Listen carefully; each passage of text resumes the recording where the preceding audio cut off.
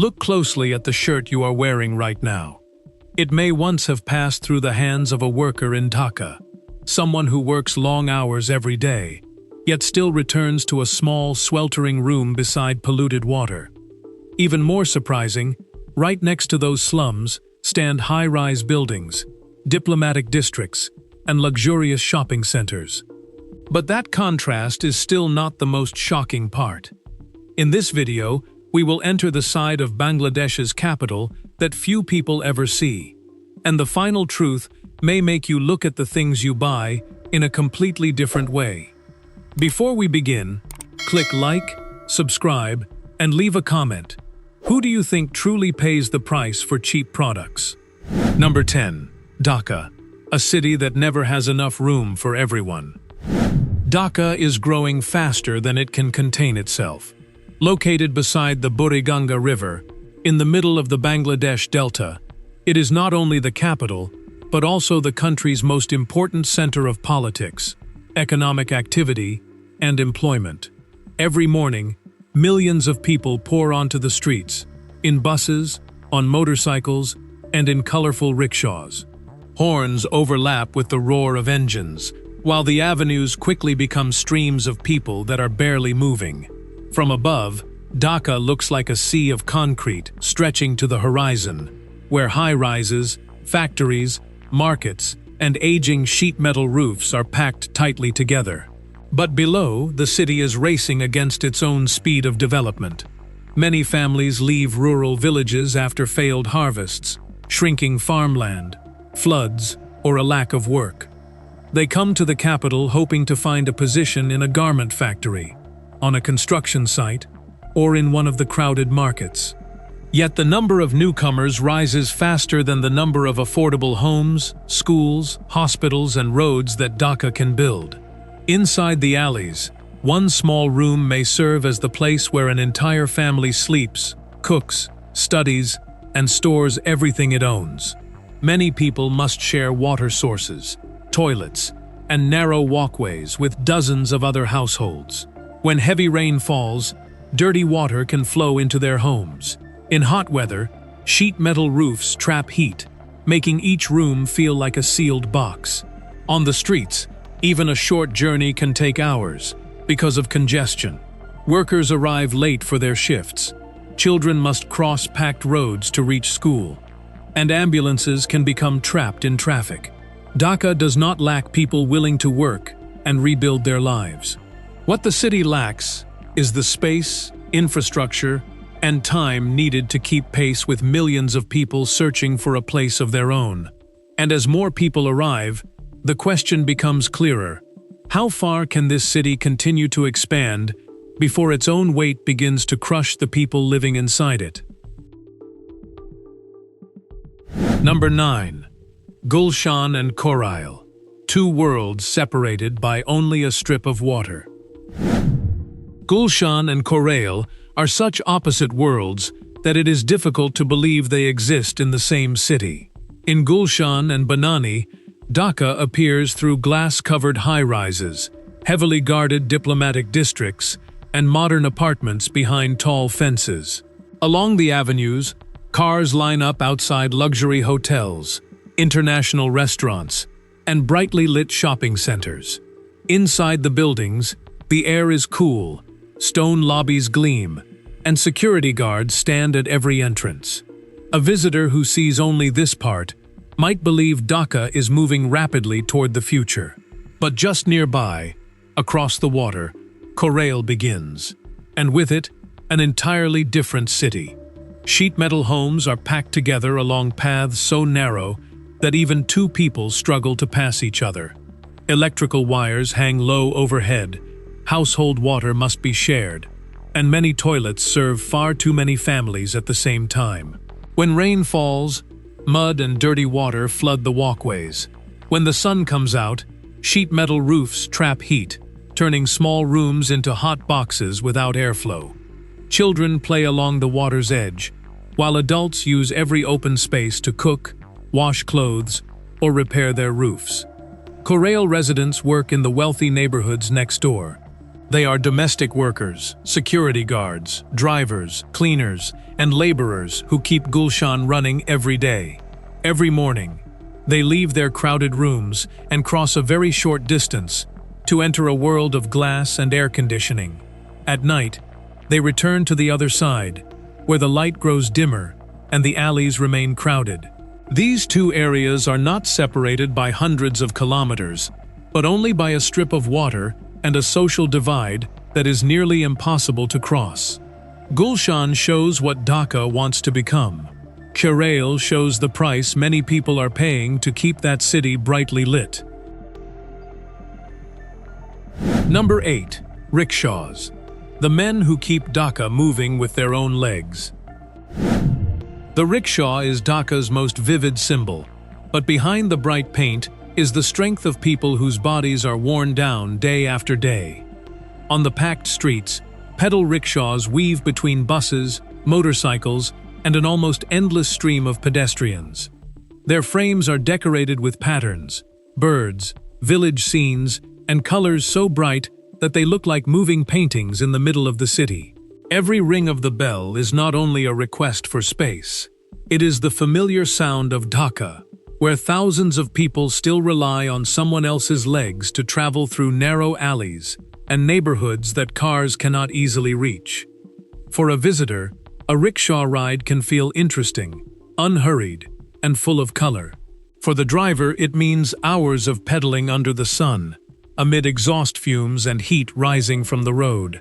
In hot weather, the back of his shirt can become soaked after only a short distance. Every passenger, every bag of goods, and every incline adds more weight to legs that have been working since early morning.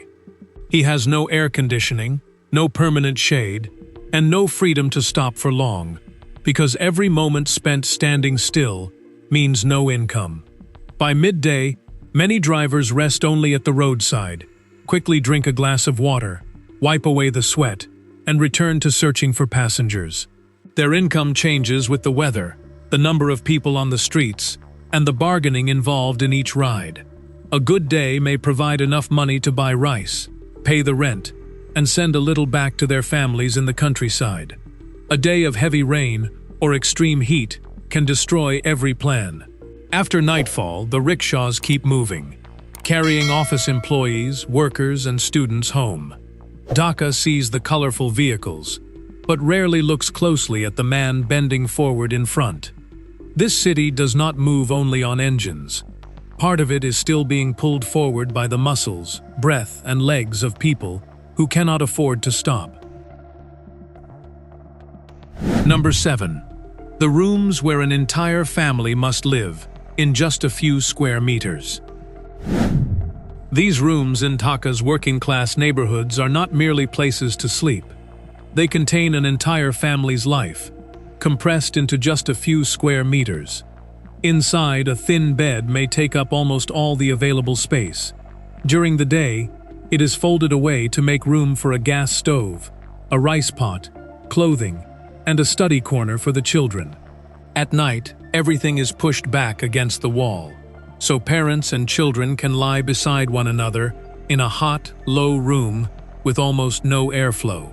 Outside the room, many families share a single water tap, one toilet, and a walkway so narrow that a few people standing still can block the entire area.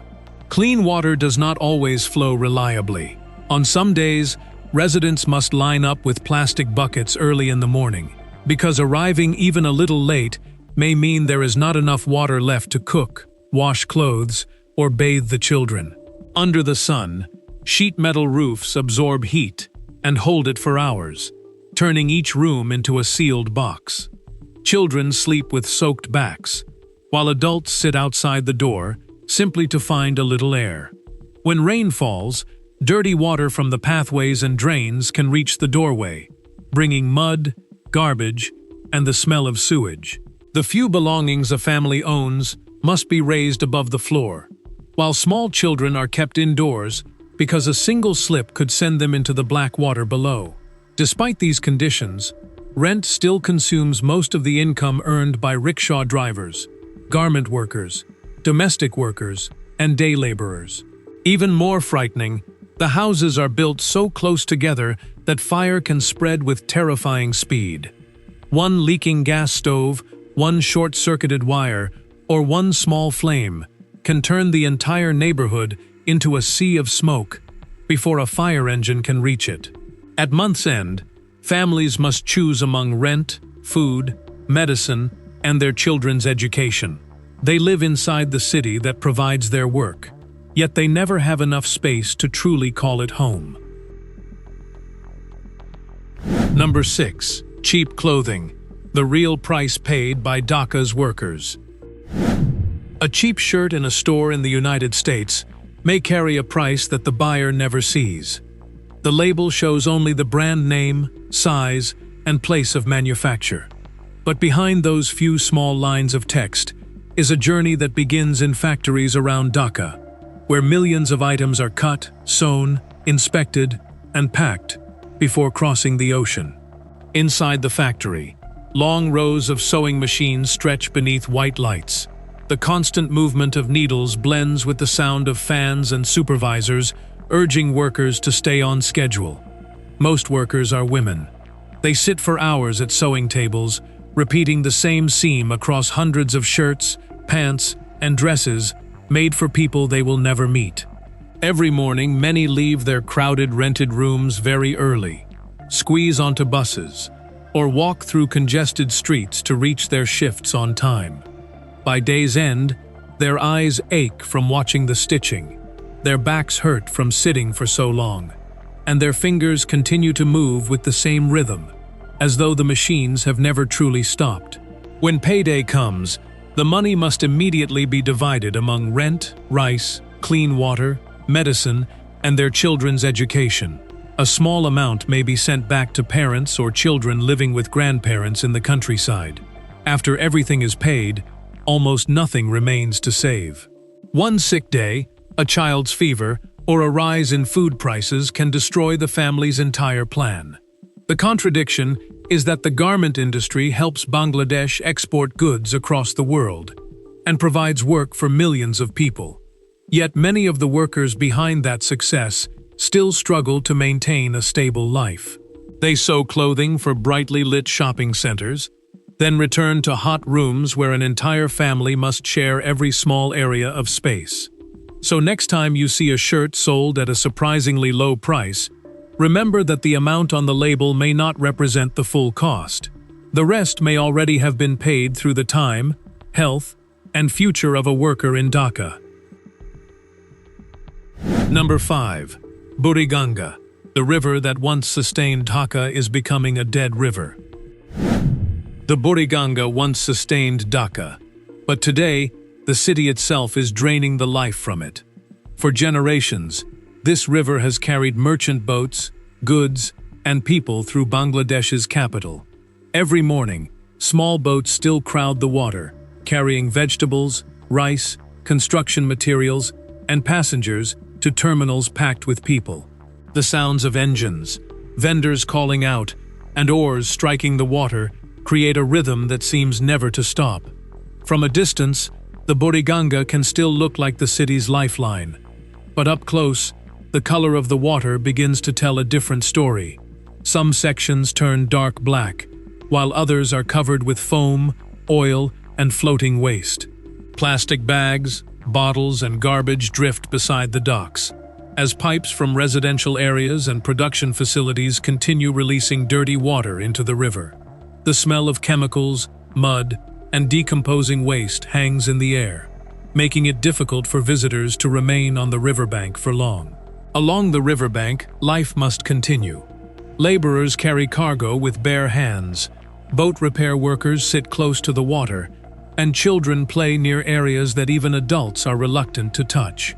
Some families live in temporary homes behind the docks, where dirty water can rise during heavy rain or changes in the tide. They understand that the river is dangerous, but they cannot easily leave, because their jobs, low rent, and entire survival network are located here. The cruelest injustice is that the largest polluters are often not the people forced to live beside this water every day. Poor residents inhale toxic odors, touch polluted water, and carry the risk of illness, even though they have the least money for treatment or relocation. The Buriganga, therefore, is not only a story about a polluted river, it is an image of a city, developing by pushing the consequences toward the place where its most vulnerable people have no route of escape. Number 4. When children learn to survive before they learn to read. Poor children in Dhaka often learn how to earn a living before they have the chance to read a page fluently. In informal settlements, childhood does not begin with playgrounds or fully equipped classrooms, but with small jobs that help families survive each day. Every morning, some children follow their mothers to the market, carry bags of goods, sell bottles of water, or watch younger siblings inside cramped rooms. Other children walk through the alleys collecting plastic bottles, cardboard, and metal that can be resold. They quickly learn which materials are worth more, which markets have the most customers, and when to avoid vehicles rushing past. To adults, these may be only survival skills. But for those children, this is knowledge they must learn far too early, because every coin they earn may become rice, medicine, or rent. Many still want to attend school. They keep notebooks inside plastic bags to protect them from rain, study under weak lights, and read whenever their work is finished. Yet schooling is often interrupted by tuition fees, transportation costs, illness, or the family's need for labor. The tragedy is that these children do not lack intelligence. A child may calculate money very quickly, remember dozens of streets, and understand how to negotiate with adults, yet have too little time to learn the skills that could help them leave that neighborhood. Poverty does not make them less capable. It only narrows the doors available to them. Inside the alleys, community classes still operate in small homes, churches, social centers, or rooms made available by local residents. Volunteers teach reading, writing, basic mathematics, and English with old books, small boards, and a few plastic chairs. Some volunteers grew up in the same neighborhoods and return to teach the next generation. They understand that not every child needs a miracle. Sometimes, all a child needs is a safe place to sit, a patient person who calls them by name, and a few more hours each day to be a student, instead of becoming an adult too soon. Number 3. Those who lose their land to the sea seek a new life in the slums. Seawater is forcing many Bangladeshi families from their homes before they can prepare for a new life. In coastal lowlands, where people once made a living from rice fields, fish ponds, and small rivers, each rainy season can now bring a different fear. After a storm, salt water moves deep inland, damaging crops, killing plants, and making freshwater sources unusable. Some families repair their homes many times, add more soil around the foundations, and borrow money to begin again. As erosion continues, or when the water carries away the last piece of land they own, they understand that staying is no longer an option. On the journey, the entire family carries only a few bags of clothing, important documents, and the small amount of money they have managed to save. They head toward Dhaka, believing that a large city will always have factories that need workers, construction sites that need people to carry loads, and markets that need sellers. But upon arrival, they quickly discover that having a job does not guarantee a stable life. Inside the slum, the room they rent may have space for only a mattress, a small stove, and a few bags hanging on the wall. Clean water must be shared, the toilet stands at the end of the walkway, and rent consumes most of their monthly income. The father finds day labor, the mother takes sewing jobs or domestic work, while the children must adapt to an unfamiliar city. During heavy rain, water floods their home again, but this time, it is not seawater from the place they left. It is sewage and garbage from overloaded alleys. That family escaped a place pushed to the limit by climate change, only to end up living in another vulnerable area. Dhaka gives them a chance to earn money, but it does not guarantee a way out. And that is the bitter paradox of climate migration. People leave home in search of safety, then discover that their new shelter also stands on uncertain ground. Number 2. Dhaka at night. When the city sleeps, the factories stay lit. Dhaka at night never truly sleeps. The city only changes shifts, changes its lights, and continues working in silence. As shopping centers gradually close, streets around the industrial districts remain bright under factory lights, truck headlights, and white lights spilling through high windows. Inside the workshop, rows of sewing machines keep running, while workers near the end of their shifts bend over their tables, completing each seam before the final bell rings. Most of them are women, who have spent hours standing or sitting amid machine noise, heat, and pressure to meet delivery deadlines.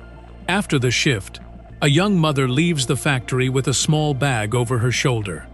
During the day, she is only one face on a production line, making thousands of shirts. But when she steps onto the street, she becomes the person who must calculate every part of her family's life. She squeezes onto a crowded bus, sometimes walks a long distance to save money, then returns to a rented home deep inside a narrow alley. Inside the room, 2 children are already sleeping beside each other on a thin mattress, while their grandmother waits near the small stove. The mother places her wages on the floor and divides the money among rice, rent, electricity, water, and school fees. When the calculation is complete, almost nothing remains to cover an illness or a single day away from work. Across the streets, trucks continue carrying clothing out of Dhaka toward distant ports and markets. Rickshaw drivers still search for one final passenger. Street cleaners sweep beneath yellow lights, and workers return one after another to small rooms. The modern city may look as though it is resting, but behind factory walls, millions of lives are still being stretched late into the night. Every light that remains on is a sign that someone still cannot return home.